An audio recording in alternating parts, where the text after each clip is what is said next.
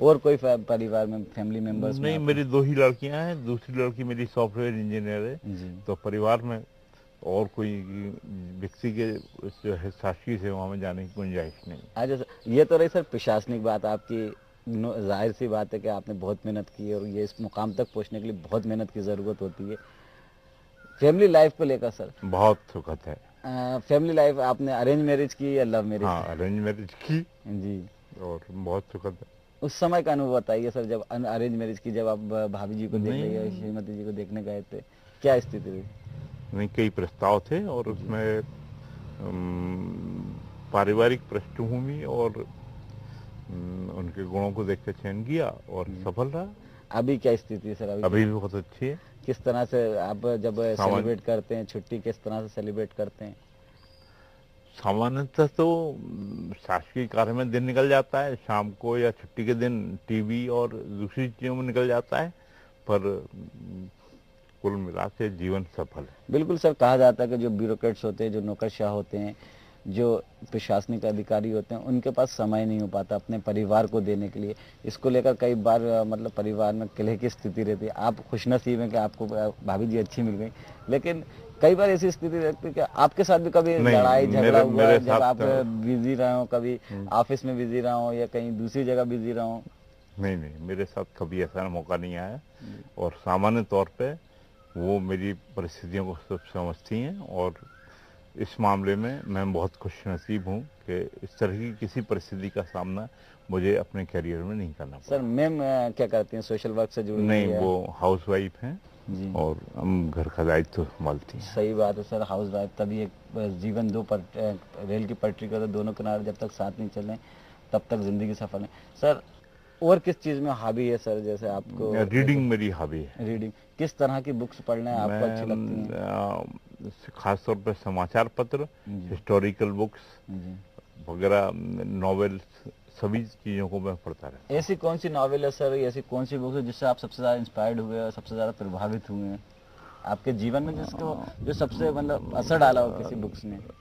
नहीं, ऐसा सच तो नहीं कह सकते। परिस्थितियाँ व्यक्ति को बनाती हैं। कई चीज़ों को हम अपने व्यवहारिक पक्ष में तोलते हैं और सफलता के लिए कोशिश करते हैं। तो सच मैं नहीं कह सकता कि किसी नॉलेज उसमें उपन्यास या किसी चीज़ ने मुझ पर असर डाला हो। सर अक्सर देखा जाता है कि जब अपन प्रशासनिक सेवा में होते हैं, एक आम जनता से सीधा इंटरेक्ट होता है, आम जनता से सीधा संपर्क होता है, जुड़ाव होता है। हाँ, ऐसे वक्त कई ऐसे अनुभव आप लोगों के पास आते हैं कि जिनको लेकर आपके जीवन में कई चीज़ें प्रभावित करती हैं, लाइफ में कुछ चीज़ें इम्प्रेस करती हैं। तो आपके लाइफ में कुछ ऐसे, जब जनता से या एज ए कलेक्टर रहते हुए, एज ए एडिशनल कमिश्नर रहते हुए या एज ए एडीएम रहते हुए, ऐसे लाइफ में कुछ ऐसे मोमेंट्स आए होंगे, ऐसी कुछ चीज़ें आई होंगी जिन्होंने आपकी लाइफ को प्रभावित किया, या जो आपके एक अनुभव हो? बिल्कुल आप सही कह रहे हैं। मेरे एज कलेक्टर रहते हुए कोशिश की कि गरीब जनता जो कलेक्टर के पास बड़ी अपेक्षाओं से आती है उसको निराश न लौटना पड़े। उस समय जब मैं कलेक्टर था तो जिलों में हरिजन लोगों को पट्टे बांटने का अभियान चलता था। मैंने इस अभियान को पूरी कोशिश और शिद्दत के साथ सरकार की नीति को लागू किया। नतीजा ये हुआ, कई गरीब हरिजनों को जीवन यापन का साधन मिला और बाद तक वो याद करते रहे। दूसरा अनुभव मुझे ये भी याद है कि मैंने विकलांगों को हजारों की संख्या में ट्राइसाइकिल और दूसरे उपकरण बांटे। बाद में भी वो विकलांग मुझे मिलते रहे और मुझे कहते रहे कि उनको जो है उससे बहुत आराम हुआ है। बिल्कुल सर, दुआएं जो मिलती हैं कभी खाली नहीं जाती। जो दुआएं होती हैं हमेशा आपकी ज़िंदगी को आगे बढ़ाती हैं और ज़िंदगी में एक अहमियत रखती हैं। कुछ ऐसे अनुभव सर जो कड़वे अनुभव हों, जो ये तो आपने एक अच्छे अनुभव के, जो लोगों के लिए आपने अच्छे काम किए, कुछ लाइफ में नौकरी के टाइम, जॉब के टाइम, या ऐसे भी अनुभव होते हैं जिनसे आपको दुखी किया होगा, कभी आप दुखी होंगे और कभी कभी ये सोचा होगा कि कहाँ इस नौकरी में आ गए, क्यों आ गए।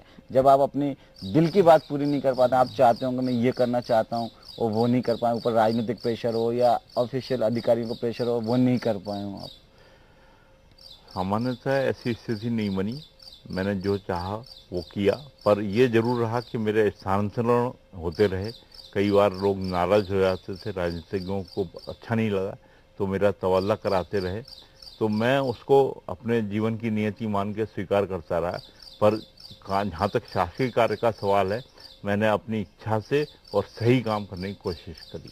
इसके अलावा और आपकी क्या अभी रीडिंग, हमने कहा आप हाँ। बुक्स पढ़ते हैं, इसके अलावा म्यूजिक का शौक हो सकता है, फिर मूवी देखने का शौक हो सकता मूवी है? का तो नहीं है, जी। पर मेरे को दौरा करने का शौक है, जाके जगह जगह देखने का, घूमने का, नई जगह देखने का।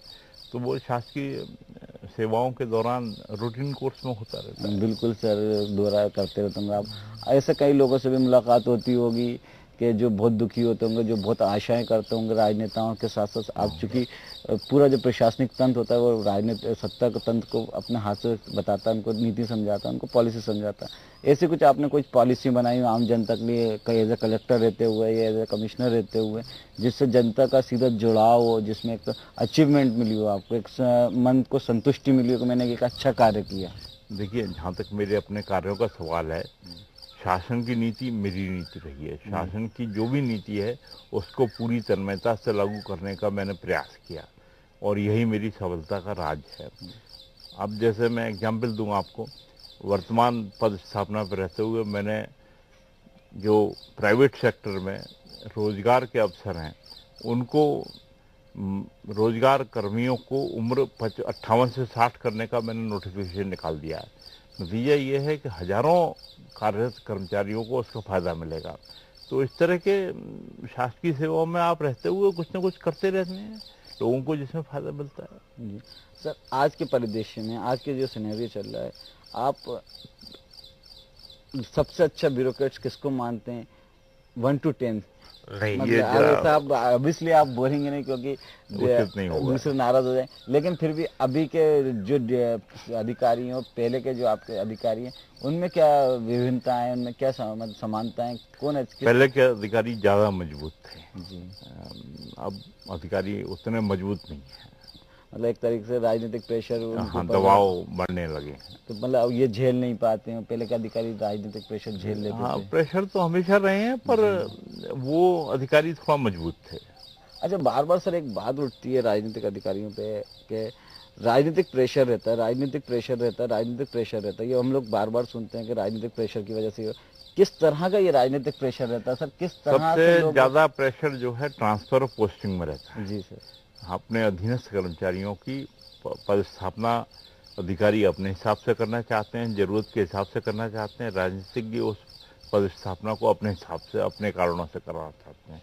बस वहीं पर टकराव होता है। ऑब्वियसली बात है सर, जब वो अपने हिसाब से राजनीतिक पोस्टिंग करेंगे, पदस्थापना करेंगे, तो फिर उनसे कुछ एक्सपेक्टेशन भी करते होंगे। किस तरह की एक्सपेक्टेशन, किस तरह की उम्मीदें राजनेता ये ब्यूरोक्रेट से करते हैं, नौकरशाहों से उनकी एक्सपेक्टेशन? नहीं, मुझसे तो किसी ने कोई एग्जैक्टली आपसे नहीं रही, लेकिन जो दूसरे जो बोलते हैं कि ये इस नेता से जुड़ा हुआ है, ये उस नेता से जुड़ा हुआ है, ये इसका इस बदस्त प्राप्त है, नहीं, फेवर चाहते हैं। कहीं कभी कुछ कोई मामला हो जाए, कुछ हो जाए तो फेवर चाहते हैं राजनीतिक।